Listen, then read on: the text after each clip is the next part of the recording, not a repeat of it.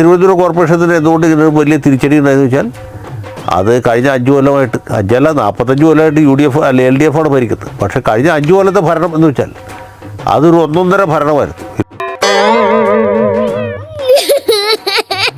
ഇന്ത്യയിലെ അല്ല ലോകത്തിലെ ഏറ്റവും പ്രായം കുറഞ്ഞ ഒരു മേയർ നമുക്ക് തിരുവനന്തപുരത്തുണ്ട്. എന്തൊക്കെ കോമാളിത്തരങ്ങളാണ്.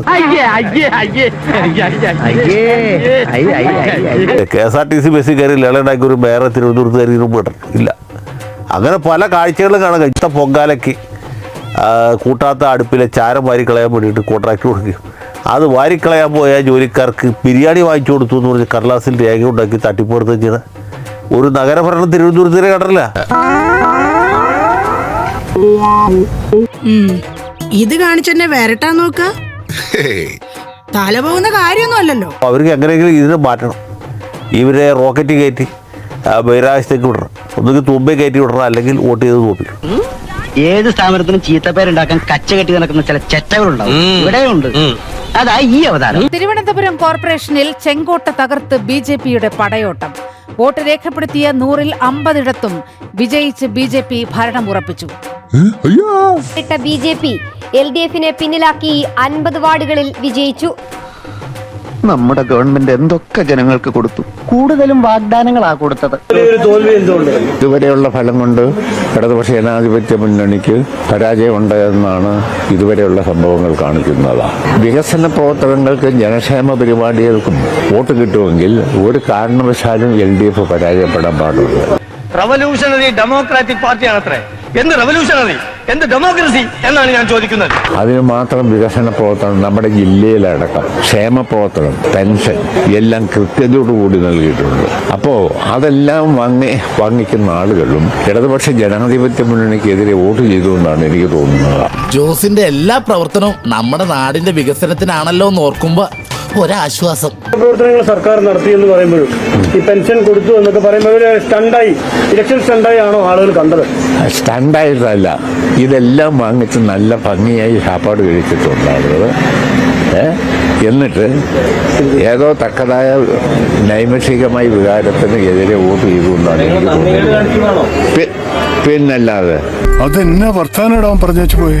ഇതെല്ലാം വാങ്ങി നല്ല ഭംഗിയായി സാപ്പാട് കഴിച്ചവര് നല്ല ഭംഗിയായി നമുക്കിട്ട് വെച്ചു എന്നാണ് എനിക്ക് തോന്നിയത്. അതാ നിന്റെ വിഷമം അല്ല. നല്ല ഒന്നാം തരം പെൻഷൻ മേടിക്കുക, ഇഷ്ടം പോലെ തിന്ന ആളുകൾ, എന്നിട്ട് നേരെ എതിര് വോട്ട് ചെയ്തു എന്ന് പറഞ്ഞാൽ അതിന്റെ പേര്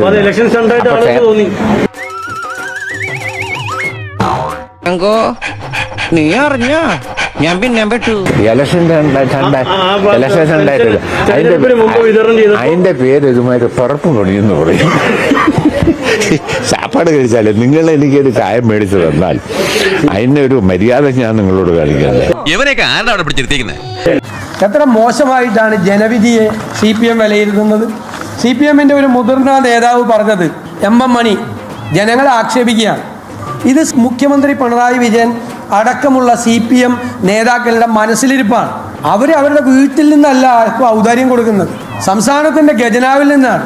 സംസ്ഥാനത്തെ എല്ലാ വിഭാഗങ്ങളും കൊടുക്കുന്ന നികുതി പണത്തിൽ നിന്നാണ് അവരെന്തെങ്കിലും ക്ഷേമ പരിപാടികൾ നടത്തുന്നത്. ക്ഷേമ പരിപാടികൾ നടത്തിയ ആദ്യത്തെ ഗവൺമെൻറ് അല്ല ഇത്. ക്ഷേമ പരിപാടികളെ അട്ടിമറിച്ച ഗവൺമെൻറ്റാണ്. ഇവർ കേരളത്തിലെ സാമ്പത്തികമായി കേരളത്തിൻ്റെ ഖജനാവിനെ തകർത്ത് തരിപ്പണമാക്കിയ, എന്റെ ഉദ്ദേശങ്ങളൊന്നും പഴയതുപോലെ ഫലിക്കുന്നില്ലല്ലോ, സമ്പദ് വ്യവസ്ഥയെ നശിപ്പിച്ച ഗവൺമെൻറ്റാണ്. എന്നിട്ട് അവർ പറയാണ് അവരുടെ ഔദാര്യം കൈപ്പറ്റി ശാപ്പാട് കഴിച്ചിട്ട് ഇവരുടെ വീട്ടിൽ നിന്ന് എടുത്തു കൊടുത്താണ് ഇതെല്ലാം. എന്നിട്ട് അവർക്കിട്ട് തിരിച്ചിട്ട് പണി കൊടുത്തു എന്ന് പറയുന്നത് CPM നേതാക്കന്മാരുടെ മനസ്സിലിരിപ്പാണ്. എല്ലാം കയ്യിൽ നിന്ന് പോവാ. തോറ്റിട്ടും തോൽപ്പിച്ച ജനങ്ങളോട് എത്ര മോശമായിട്ടാണ്, എത്ര അപമര്യാദയായിട്ടാണ് CPM പെരുമാറുന്നത് എന്നതിൻ്റെ ഏറ്റവും വലിയ ഉദാഹരണമായി ഞാനിതിനെ കാണുകയാണ്. വരാതെ പോയതിനെ ഫ്ലിപ്കാർട്ടിലൂടെ ഓർഡർ ചെയ്ത് വരുത്തിയതല്ലേ.